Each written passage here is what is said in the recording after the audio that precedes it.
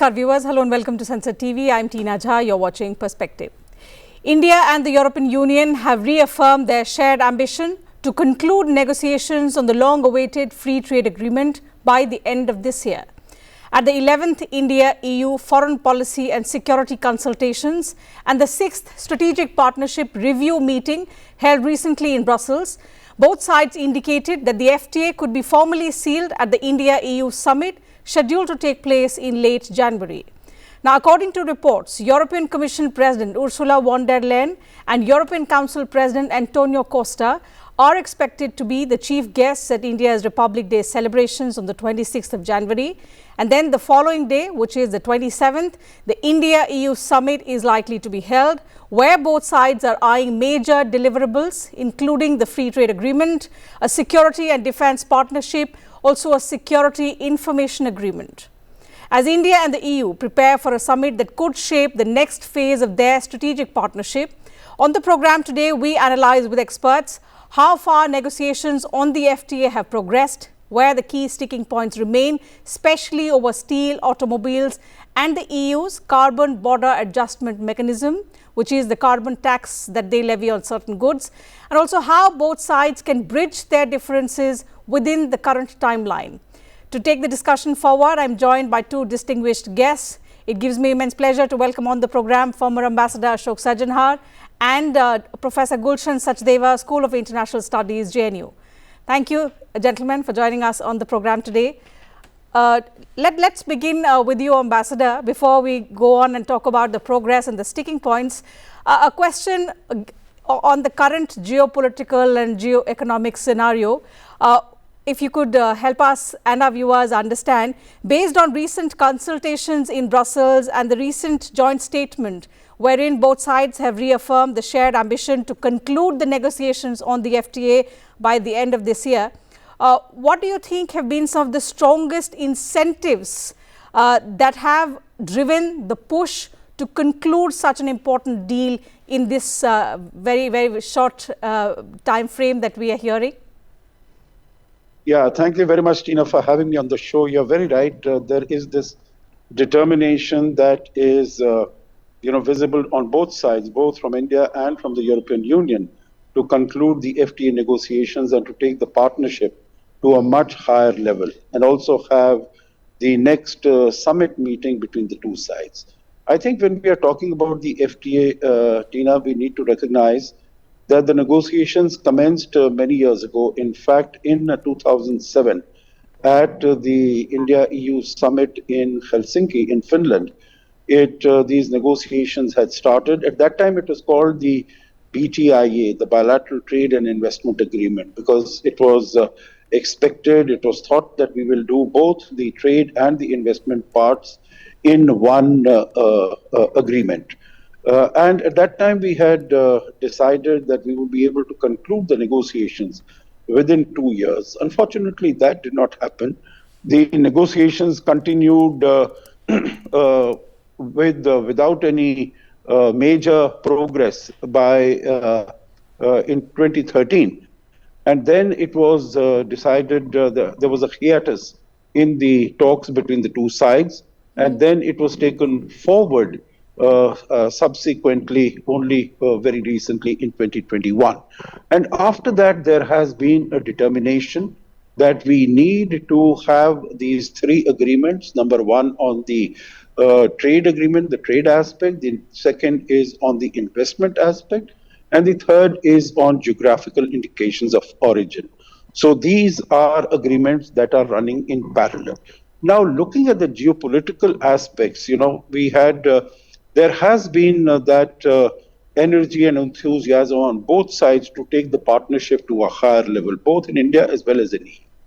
But now, with the advent of Mr. Trump in the White House in January this year, and the sort of steps that have been taken by the US administration, both in the area of applications of tariffs, both in terms of the manner in which he has treated and dealt with the European Union countries individually and jointly, as well as India. India is today subject to the highest tariffs that have been imposed by the United States on any country, 50%, 25% as reciprocal tariffs, and 25% because India is a significant buyer of oil from Russia. And similarly, United States and the European Union have been able to sign an agreement, but the terms of that agreement are not very favorable. There's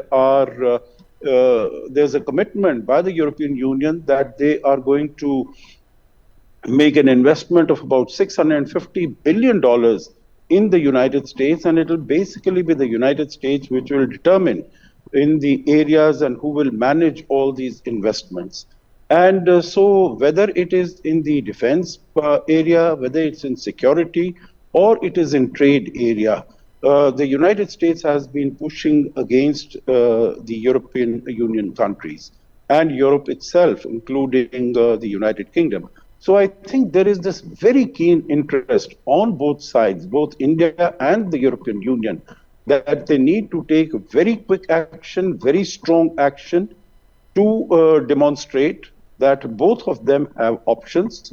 So there is this commitment to conclude the negotiations, and we made significant progress, although there are some sticking areas still remaining. But the political will is there on both sides to conclude the negotiations on the FTA by the end of this year. We'll try and understand in greater detail what these sticking points are, how much are both sides willing to compromise in order to make this deal work is something that we will discuss in due course of the program.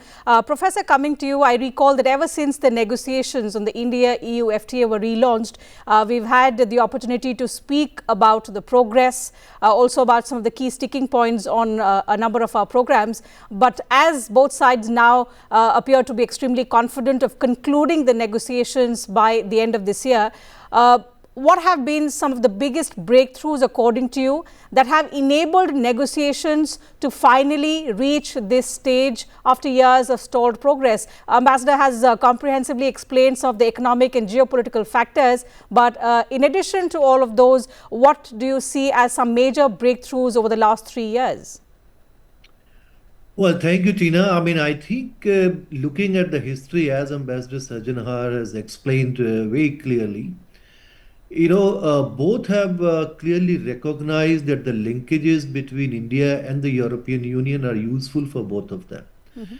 And if we look at all our ambitions till our Viksit Bharat 2047, despite many of the problems which Europe faces today, I think Europe would be very useful partner for India for trade, for investment, for technology, and also now for connectivity. So there is a clear recognition. In just few weeks back, they also came out with their new India strategy.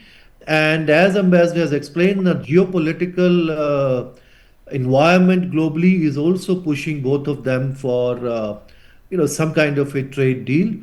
We do not know whether we'll be able to make that deal because, trade deals are difficult business. That's right. And as far as the government statements are concerned, out of 20, I think the 12 chapters are closed. And it is reported that on other chapters, we have about close to 90% agreement. But deal is still not done till it is done. And the time is not, we are just talking about just a couple of weeks now. But things can be done if there is a political will. Now, many of the points which you mentioned in your introduction, whether you look at,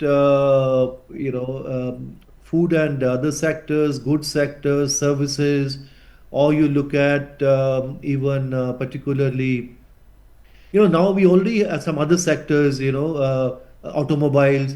No, we already have now 2 agreements with, within Europe, one with EFTA countries and one with the UK.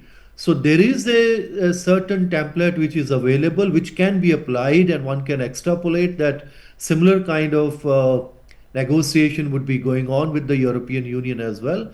But European Union being a grouping of 27 countries, things are more complicated and difficult. But I think the most difficult part would be basically what you mentioned about the CBAM. If we still try to link FTA with CBAM, I think we have a difficulty. And I think India, because of some of the sectors which particularly cement and steel and others, which anyway are going to be affected by this. So if we kind of de-link this for our trade deal, for the immediate trade deal, and this can be discussed at a different level. We have our own kind of carbon border mechanism, etc. And I think then there is a possibility that we can have some kind of broader deal. And also, I think from the very beginning, as Ambassador mentioned, from 2007, Europeans had a different approach. They wanted really deep, comprehensive agreement. Indian approach was step by step, like we had with ASEAN and with others. No, I think there is a realization from both sides now that we also have to be slightly more ambitious, which we have actually, which we see if we see our agreements with UK, EFTA, and Australia, and with some other countries. Similarly, they have also downgraded some of their ambitions, which they wanted earlier. So there is. It looks like that now, because already it's announced that this is going to be very important summit. They are likely to be the chief guest of our Republic Day. So I think both the sides would be looking for something very serious, deliverable by then. Because we do not have a FTA by this summit as well, then I think it's going to be embarrassing for both of them. So they will have to have certain compromises, and I'm quite hopeful that we will have some deal, at least some kind of a framework agreement by early next year when summit will take place. That's what I look like. But there are many other areas were there where now we were very ambitious earlier in the mobility sector. Now the UK is out, and European Union anyway is the competencies are with the member states. So where in many other member states, like with Italy, with Germany, and with Denmark, and with others, we have bilateral agreements, and they have been quite keen to have those agreements with us.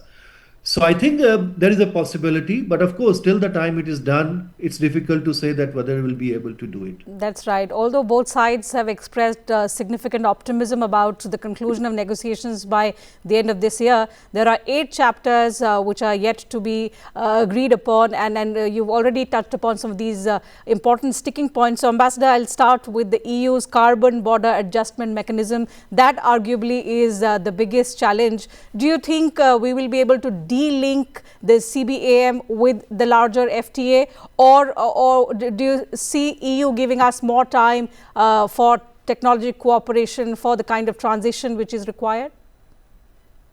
Yeah, I think excellent question. Let me just make one point before we do that. You said that there is, and I think Professor Gulshan Sachdeva also very correctly said that there is considerable optimism. Along with optimism, I would say that there is also, I can discern political will on both the sides. Otherwise, both the sides would not be repeating this over and over and over again that we are determined to conclude the negotiations by the end of the year, this year. So this optimism is based on a certain determination that we are working towards that. As is being mentioned, 20 chapters, about 12 of them have been done. 4 or 5, I'm told, between 90 to 98% in principle, it has all been sort of, agreed upon. Of course, it needs to be put on paper and all. And 2 or 3 other chapters on which work is going on. So I am not only optimistic and hopeful. I'll tell you, I have negotiated on a large number of trade agreements, whether it is India-Thailand FTA, India-ASEAN FTA, even as far as the India-EU FTA is concerned in the initial stages. And I know that these are, difficult and very cumbersome agreements to reach. But today, India is a much bigger economy, and India's ambitions have also grown. We have also demonstrated it. As, Professor Sachdeva very rightly said, we have concluded these negotiations with the UK, with EFTA, with UAE, with Australia. We are planning to upgrade that relationship. With New Zealand, we are working with GCC and so many others, Mercosur, etc. So I think there is that ambition that we need to go forward, and also symbolically we need to send out this message very clearly and strongly that India is, in the process of diversification. We are determined that we don't want to be seen dependent only on one market as far as our exports are concerned. Of course, that will continue to be an important market, but diversification is also an important element. Coming to your question about the CBAM, I am very hopeful because, if you look at it, meaning we'll have to really look at formulations, and that, of course, that is what the negotiators there are for, that you get certain formulations which are able to satisfy the constituencies on both sides. And here India is the only country amongst the G20 members which has met its Paris agreements. So far, there is no other country. And if we look at the fast pace in which with which we are going towards, renewables, towards green hydrogen, green energy, etc., I think India is making very significant progress under the SDGs, the nationally determined contributions that we have announced by 2030. They are very, very significant. And as has been reported, we have already, what we were supposed to have achieved by 2030, we have already achieved those. So I think our commitments under the international in the international architecture format, we are meeting that. We have given our commitment that we will be a carbon neutral economy by 2070. We are moving towards that process. So I think we need to put both this CBAM requirement and also what India has already been able to achieve and what India has been able to announce, how to mix and match this two, marry these two, and put it in the agreement so that there is satisfaction on both the sides that India is being able to retain its sovereign decision making as far as energy transition is concerned, but also give satisfaction to the European side, to the EU, that India is committed to reaching this goal and this objective of energy transition and making its energy, its industrial production more renewable, more green as we go along. So how much flexibility can we expect from the European Union side is something that we'll have to wait and see. But if it doesn't, it's particularly concerning for India, Professor, because the iron and steel exports to the EU, if we look at the numbers in FY 23-24, they were valued at $6.64 billion. So this is going to be impacted. How do you look at the CBAM barrier being addressed? Do you expect the political leadership to intervene? Because Ambassador said there is not just optimism, there is huge political will now to address this stalemate. Do you expect the political leadership of both sides to perhaps discuss this and find a way out? I think some way out has to be found. Otherwise, how do we conclude the agreement with the European Union?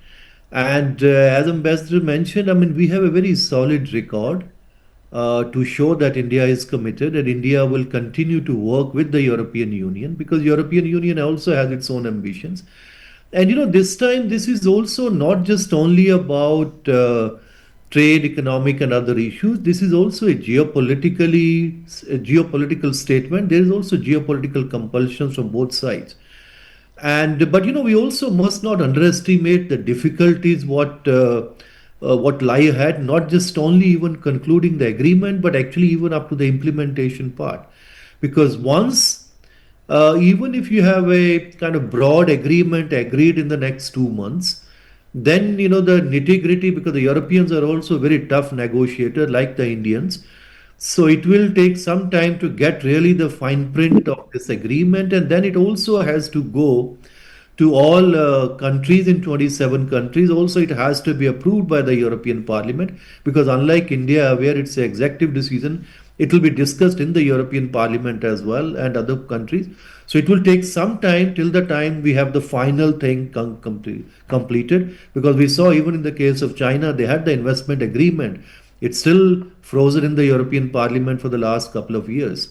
So we have to be very careful that all the points which needed to be discussed in the European Parliament and in other places also need to be ticked. So certain compromises has to be made. But as I've seen in the earlier agreements, we used to be very touchy about labor issues, by sustainability issues, by human rights, and even procurement issues. Now, I think all those barriers have been broken in some of the earlier agreements. So I'm hopeful that India would be able to find certain language which would satisfy it, and those key words would be there in the agreement, but somehow less binding commitment. But we have to bring all those things into the text of the agreement. And India, since we have been negotiating now with them, for more than 2 decades, and now we have final agreement with a couple of European countries.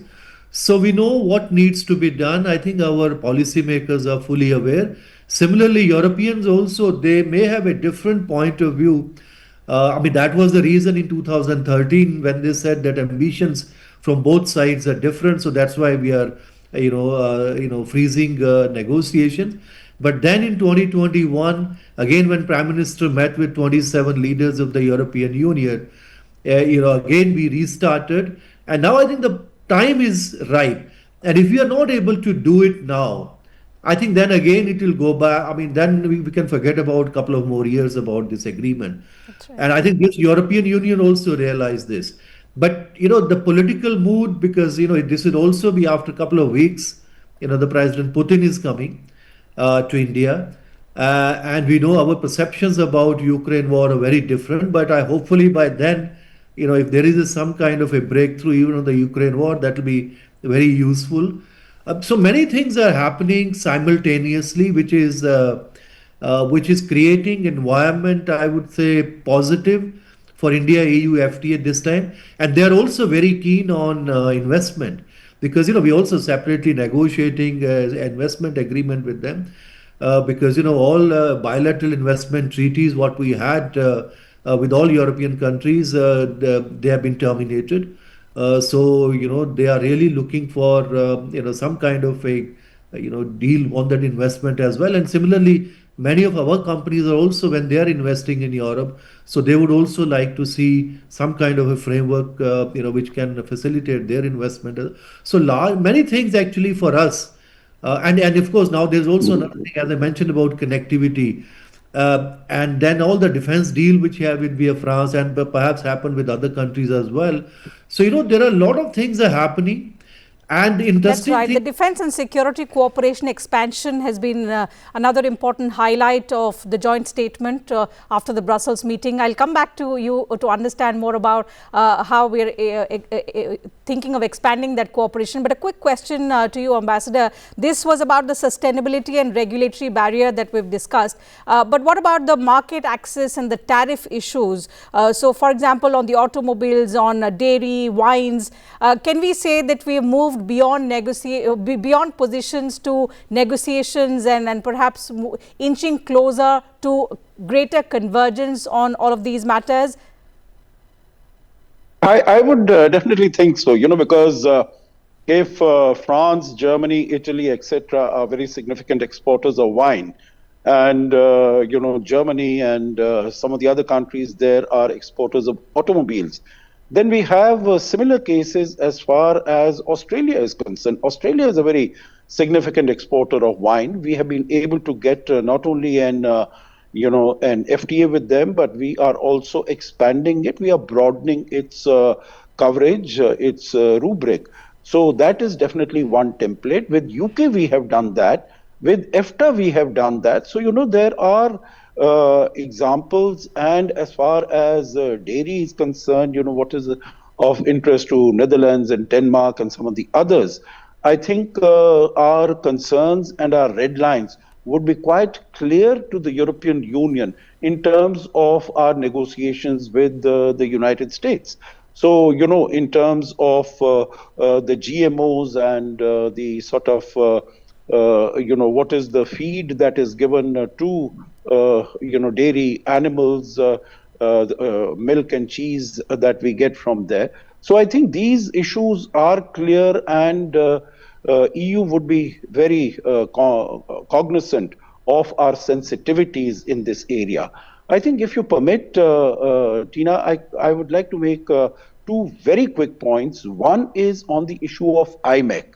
Notwithstanding the India, Middle East, Europe Economic Corridor, notwithstanding the fact that, immediately after this agreement was signed on the 9th of September 2023, on 7th of October 2023, we had this conflict in Gaza between Israel and Hamas.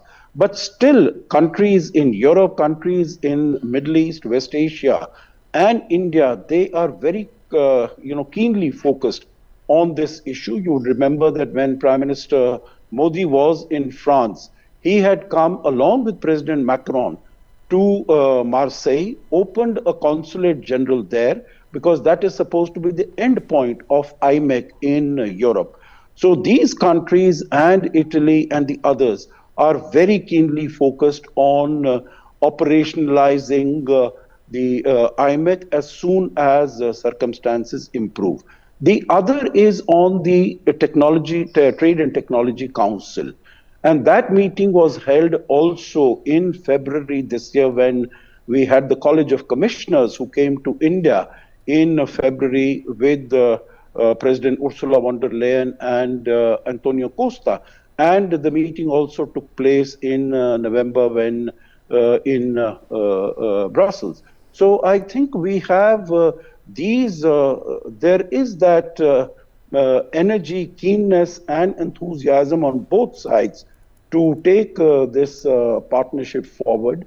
And if it has been, announced, once again, let me reiterate that, if it has been announced at the level of President of the European Commission and the Indian Prime Minister that we are going to conclude the negotiations, then I think it is incumbent upon the negotiators to deliver on that commitment.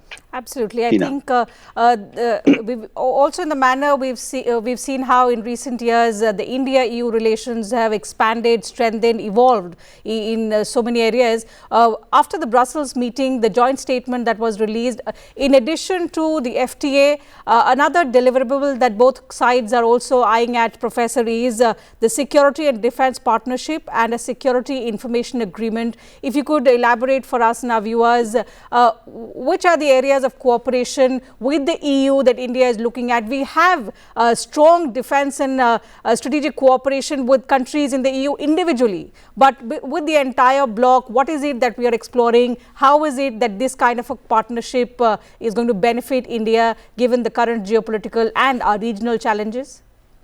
Well, you're right. In fact, the defense partnership has been basically with the, with major countries within Europe.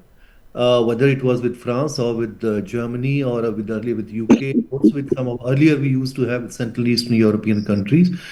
So that will continue, but the way your relationship develops more with the European Union, because they do coordinate their actions. Now those issues, some of the things which even the European Union itself is actually developing many of those competencies.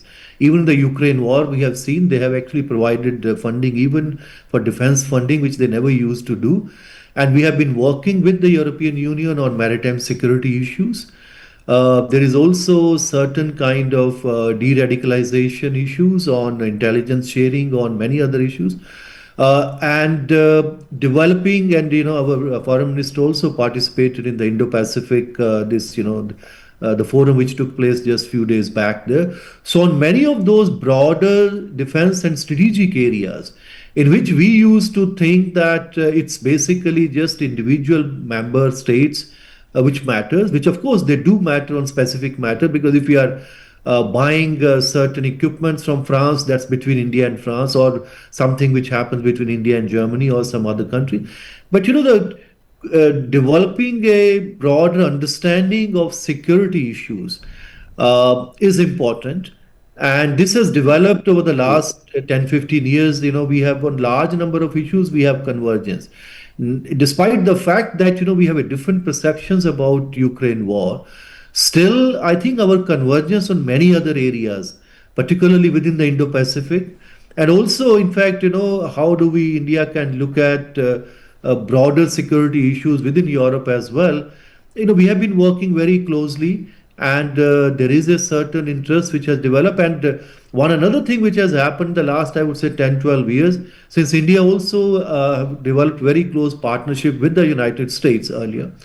And the transatlantic partnership is also very strong, despite the fact that now all things are changing.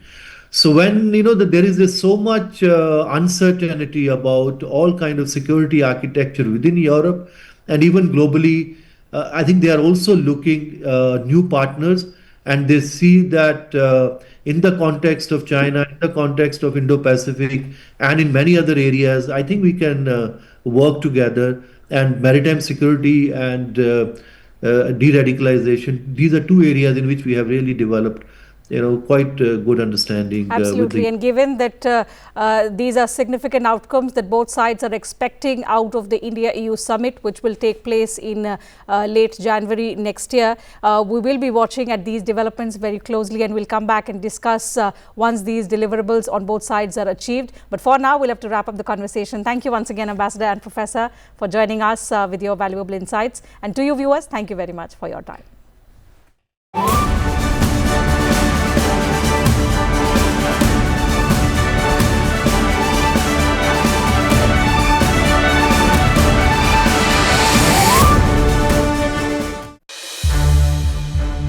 संसद TV के और भी programmes देखने के लिए subscribe करें हमारा YouTube channel और हाँ, इन्हें लाइक और शेयर करना ना भूलें।